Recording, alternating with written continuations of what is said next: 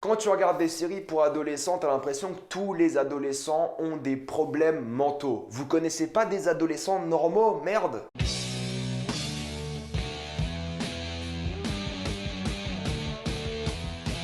The End of the Fucking World. Ah bah oui, c'est le titre. Comme d'habitude, jusqu'à la minute indiquée dans le titre de la vidéo, il n'y aura pas de spoiler parce que là vous êtes tranquille, après on va tout spoiler. Et si vous n'avez pas vu la saison précédente de The End of the Fucking World, ne vous inquiétez pas, il n'y aura pas de spoiler. James et Alyssa sont des adolescents bien particuliers parce que l'un d'eux pense qu'il est un serial killer. Ils vont se retrouver et fuguer ensemble pour des aventures très subversives. The End of the Fucking World est une série Channel 4 diffusée sur Netflix au format 8 x 25, donc 8 épisodes on va dire entre 19 et 25 minutes. Et moi la première saison j'avais vraiment pas aimé. Dans le sens où j'ai trouvé les personnages principaux vraiment détestables. Au fait c'était juste des connards avec tout le monde, ils étaient chiants, ils étaient pénibles, ils avaient aucun respect pour la société et c'est le but de la série en soi, c'est de montrer vraiment ces gens complètement marginaux. Mais moi ça m'a saoulé parce que quand t'aimes pas tes personnages, bah franchement t'as pas envie qu'ils réussissent, t'as pas envie qu'ils avancent et à la fin de la saison 1 j'étais assez content. Mais c'est vrai que c'est ça qui m'a saoulé dans la saison 1, c'est le côté subversif, c'est le côté regarde comment on est anarchiste, regarde comment on est anti-société, regarde nous on est une série différente avec des personnages vraiment différents. Et c'était tellement trop, je trouve que bah j'aimais aucun personnage, j'aimais pas du tout la narration, bref ça m'a saoulé complètement. Mais je l'ai fini parce que c'était quand même 20 minutes par épisode et à l'époque tout le monde en parlait. Et là la saison 2 j'avais pas d'attente particulière et j'étais assez agréablement surpris parce qu'ils ont vraiment mis le côté marginal en avant. Parce que la première saison c'était vraiment ça, c'était vraiment regarde comment on est subversif, regarde comment la société dans laquelle on vit c'est de la merde. Et là vraiment ils se sont plus concentrés sur les personnages en soi, ils parlent plus des répercussions de la première saison et vraiment t'as le plus de le droit à une étude de personnages, des personnages qui vivent avec des chagrins, avec des regrets, avec vraiment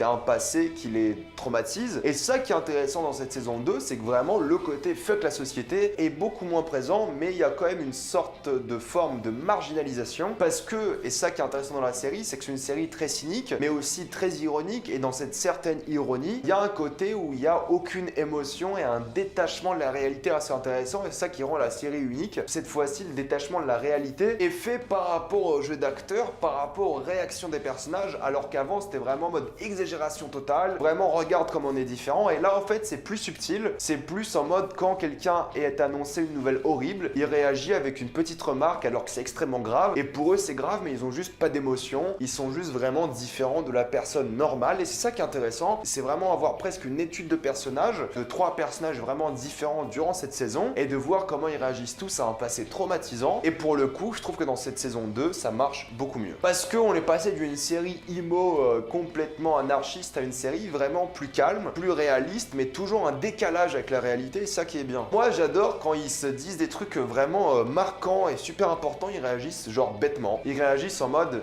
ah merde. Mais genre même pas ah merde, c'est genre vraiment ah merde. On dirait vraiment tous des robots et c'est ça que j'aime bien, c'est que vraiment ça montre leur marginalisation. Et au fait, dans ce manque d'émotion, tu trouves beaucoup d'émotions, et ça qui est intéressant, c'est ça peut-être le paradoxe, c'est qu'au fait tu te rends compte que ce manque d'émotion, ce manque de sentiments, c'est un système de défense plus qu'autre chose, parce qu'au final dans ces saisons 2, ils sont beaucoup plus humains et bien écrits dans la première saison, et tu t'y attaches beaucoup plus. Franchement j'ai kiffé cette saison 2 parce que j'avais plus l'impression de voir des vrais adolescents qui utilisent vraiment un système, un mécanisme de défense très particulier. Le fait d'être timide, le fait d'être sur la défensive, le fait de répondre avec peu d'émotion pour justement enfermer toutes leurs émotions. Et ça va vraiment être contrasté avec la narration parce que du coup chaque personnage aura sa propre narration dans sa tête, et au fait il y a genre presque autant de dialogues que de phrases de narration parce que durant les dialogues les personnages vont se dire un truc dans leur tête et tu vas les entendre forcément, et ça va des fois aller à l'encontre de ce qui est dit dans la vraie vie, dans le dialogue externe, ou alors être juste une remarque qui est faite en interne. Et je trouve que c'est un équilibre qui a été plutôt bien fait, plutôt bien trouvé, et ça marche plutôt bien. Et du coup ça prouve aussi que c'est en effet un mécanisme de défense contre les émotions et que la réalité est bien enfuie à l'intérieur. Et ce qui est plutôt cool, c'est que t'as l'impression que c'est dans un monde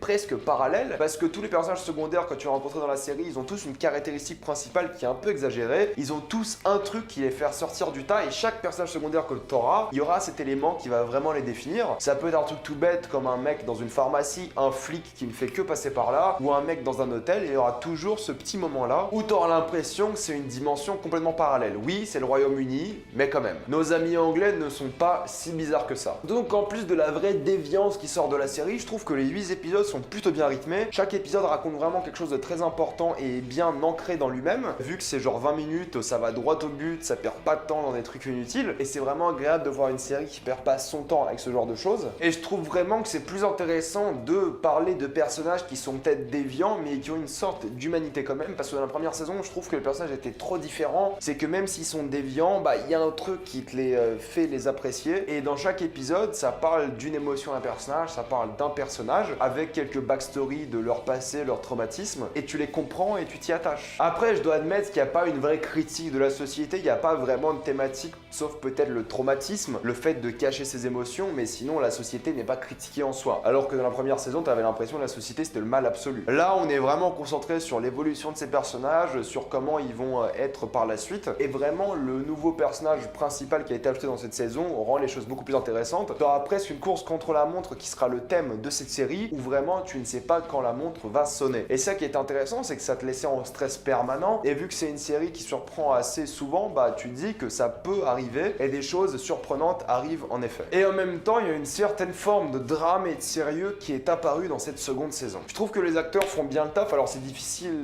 de qualifier leur jeu d'acteur parce qu'ils sont juste monotones tout le temps, ils ont quasiment aucune émotion, ils sourient jamais et tout, donc c'est peut-être un peu plus facile à jouer. Sinon la série est bien réalisée, rien d'extravagant, mais pour moi c'est la narration qui rend la série plus intéressante et la manière dont ils ont utilisé certains flashbacks. Et ces flashbacks et la narration, bah, ils permettent de donner une certaine émotion. Des fois tu vas être vraiment triste pour les personnages, rarement heureux, il faut l'admettre, mais une sorte de côté doux amer à la série aussi, où tu dis c'est que des gamins, ils méritent mieux, mais ils ont pas la personnalité pour obtenir mieux. Et c'est vrai que tu vas passer la série de manière assez triste, mais tout en souriant des fois parce qu'ils font des blagues, parce qu'il y a un côté décalé à la chose, et la série l'affirme beaucoup plus durant cette saison. Et comme dans la première saison, il y a un apport à la musique extrêmement important, il y a genre une chanson toutes les 5 minutes par épisode, il y a entre 3 et 6 chansons par épisode alors que ça dure 20-25 minutes. Et la musique est vraiment cool parce qu'en fait, elle pourrait, vu les paroles, être la narration des personnages, vraiment les paroles de certaines chansons. C'est vraiment ce que pourraient se dire les personnages à ce moment même. Pour conclure, pour moi, cette deuxième saison de The End of the Fucking World était beaucoup plus réussie, et vu que j'ai pas aimé la première saison, je ne sais pas ce que vont penser les gens qui ont aimé la première, parce que je trouve ces deux saisons vraiment différentes, mais je trouve que c'est une bonne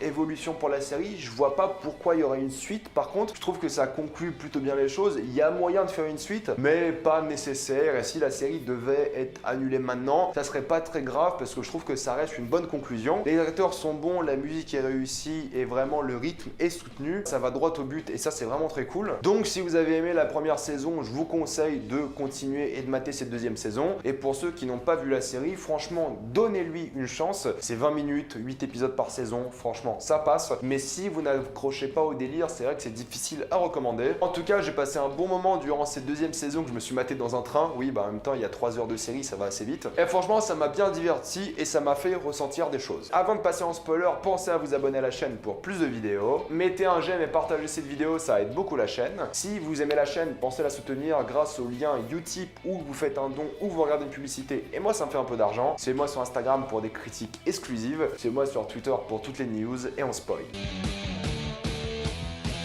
C'est vrai que le personnage de Bonnie, moi je l'ai vraiment apprécié parce qu'elle était amoureuse de ce prof de philo qui, on le voit dans la première saison, était un violeur, qui était un manipulateur de femmes. Mais vu qu'elle était complètement amoureuse de cet homme, elle a fait de la prison pour lui, enfin entre guillemets pour lui, parce qu'elle pensait qu'elle voyait une autre femme. Du coup elle a roulé sur l'autre femme, mais elle se sentait assez coupable et du coup elle a appelé une ambulance. Et c'est intéressant parce que sa culpabilité, tu la vois assez souvent dans la série. Pareil, quand il tue l'homme qui les hébergeait dans l'hôtel, il y a une véritable volonté de montrer qu'elle se sent coupable, qu'il veut pas vraiment faire de mal, mais c'est plus fort qu'elle, et c'est un peu la thématique de la série aussi, c'est que c'est plus fort que ces personnages-là de faire du mal. Et quand elle apprend la vérité sur ce prof de philo, elle est dévastée parce qu'elle pense pas du tout que c'est un violeur, elle pense que c'est un homme charmant qui a bien compris pris la vie, mais au fait elle se faisait sûrement manipuler comme beaucoup d'autres femmes, sauf que cette fois-ci il est tombé sur une femme un peu plus à fond sur lui, un peu plus stalkeuse et un peu plus, on va dire, investie pour rester dans le cadre de la loi. Et étonnamment la relation qu'ils avaient était assez mignonne, sauf quand tu sais que le mec c'est un violeur, mais sinon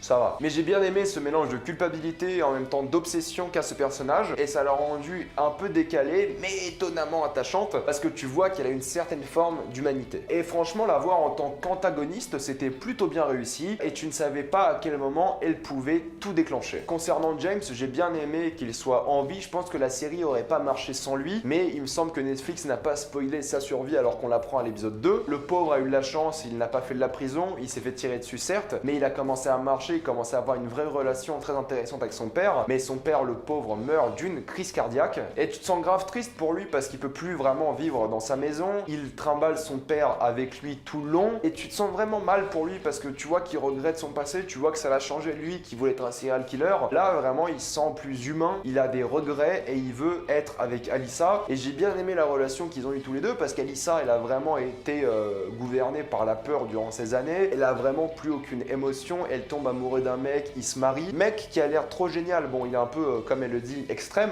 penser que la Finlande c'est une invention de la Russie c'est extrême en effet, elle l'a aussi défini de bon toutou mais détail, mais c'est un mec sympa qui voulait du bien, bon il est un peu con mais voilà c'est comme ça, et tu vois que juste elle acceptait de se marier avec ce mec parce qu'elle était vide émotionnellement et qu'elle s'est dit merde pourquoi pas, et quand James revient elle se rend compte que c'est James qu'elle aime, et j'aime beaucoup qu'ils ont eu des vraies difficultés amoureuses parce que juste peut-être ils sont pas faits l'un pour l'autre, mais au final ils sont un peu tous les deux décalés, et ils sont bien différents de la première saison, ils ont moins d'énergie, ils sont plus fatigués et avec plus de regrets, et c'est ça qui rend la série intéressante, c'est vraiment leur évolution de la première à la deuxième saison. Quand tu vois les flashbacks et les regrets par rapport à ça, c'est très intéressant, donc j'ai kiffé leur relation et c'est vraiment le cœur de la série. En tout cas voilà, moi j'ai passé un moment tout à fait appréciable et je ne pense pas qu'il faudrait une suite, mais si ça se fait pourquoi pas. Là ils commencent à s'ouvrir un peu plus à eux-mêmes et une suite pourrait être vraiment sympathique, mais bon si c'est pas le cas c'est pas très grave non plus. Mettez-moi dans les commentaires ce que vous avez pensé de cette saison 2 de The End of the Fucking World. Avez-vous adoré, détesté dans les commentaires? Pensez à vous abonner à la chaîne pour plus de vidéos, mettez un j'aime et partagez cette vidéo, ça aide beaucoup la chaîne. Si vous aimez la chaîne, pensez à soutenir gratuitement ou en faisant un don grâce au lien Utip. Suivez-moi sur Instagram pour des critiques exclusives, suivez-moi sur Twitter pour toutes les news et salut à tous.